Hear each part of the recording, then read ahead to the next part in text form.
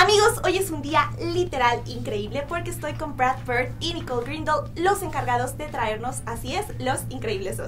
Guys, how are you? Welcome to Mexico. How are you feeling? Thank you. We're good. Yeah, happy. That's great. I'm really excited to be here.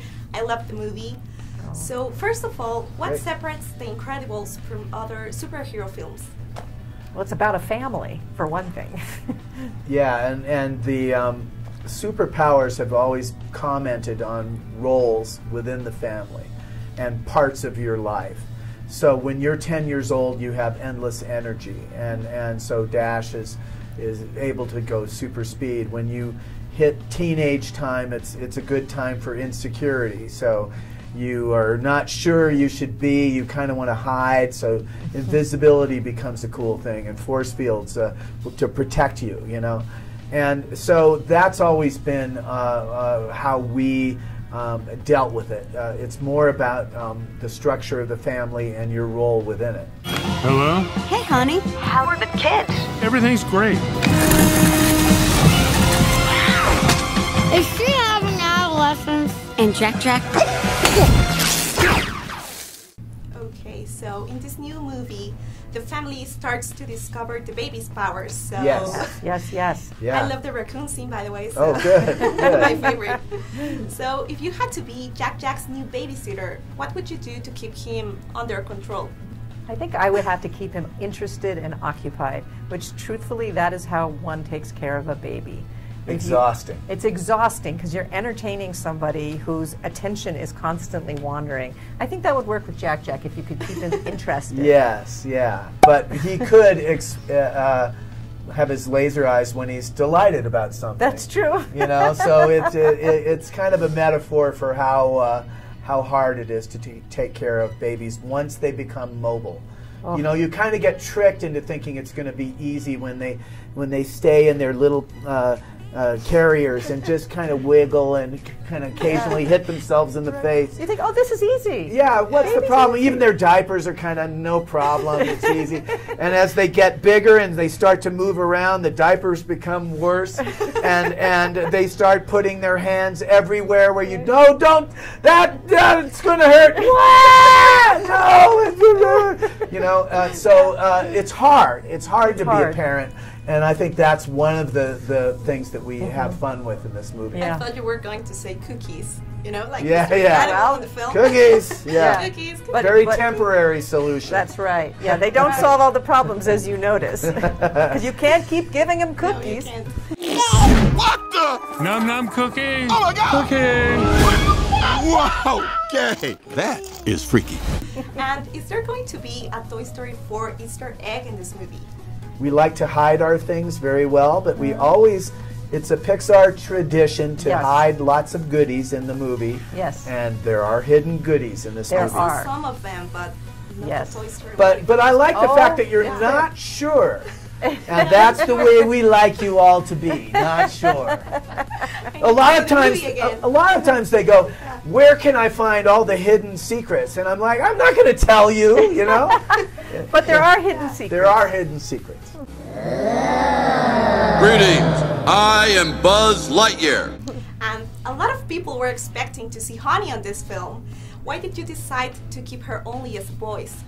Well, we tried a lot of things on this movie. We had the babysitter, Kari, came back in one version of the movie, and her parents were in the movie. And to see her traits divided up between mom and dad was hysterical.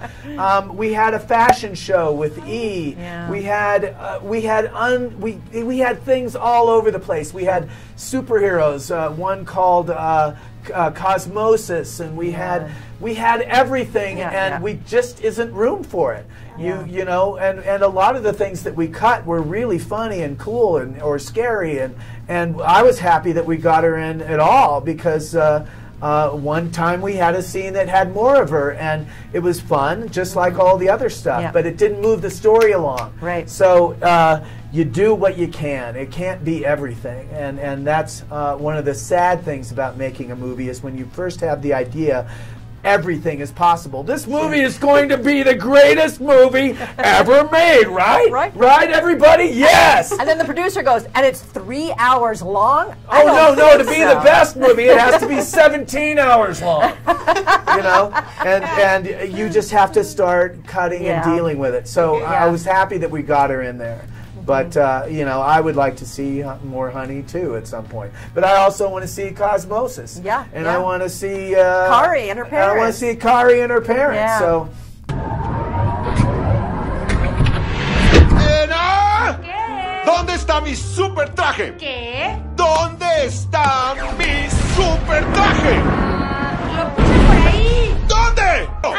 Ni se te ocurre huir para hacerte el héroe. Hemos planeado esta cena durante 2 meses. ¡El público está en riesgo! ¡Ya dime dónde está mi traje, mujer! ¡Te estoy hablando de una gran hazaña! ¿Gran hazaña? Yo soy tu esposa y soy tu más grande hazaña. When I saw the film, I thought of James Bond. Is this movie influenced somehow in spy films? Absolutely. So was the first movie.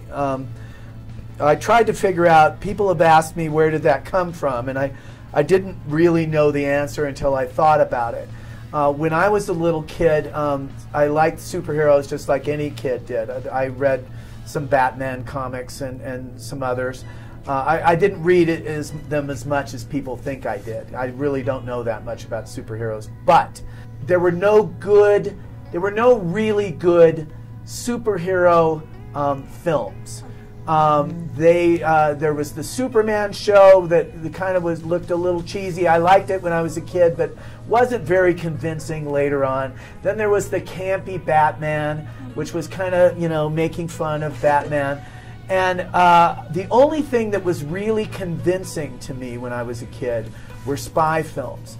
The James Bond movies had the best gadgets, and they had super villains just like comic books. But I believed that world. And Mission Impossible, I believed that world. And I believed Man from U.N.C.L.E. And I believed Secret Agent Man. And in animation, I believed Johnny Quest, which was in many ways a young boy in a Bond type situation where his father is a genius scientist, and he has to have a bodyguard because they're doing top secret work, and those were the things that excited me most. And so when I thought about doing a superhero film, I wanted to recreate the excitement I had, and the excitement I had was all these other things. It wasn't superhero movies.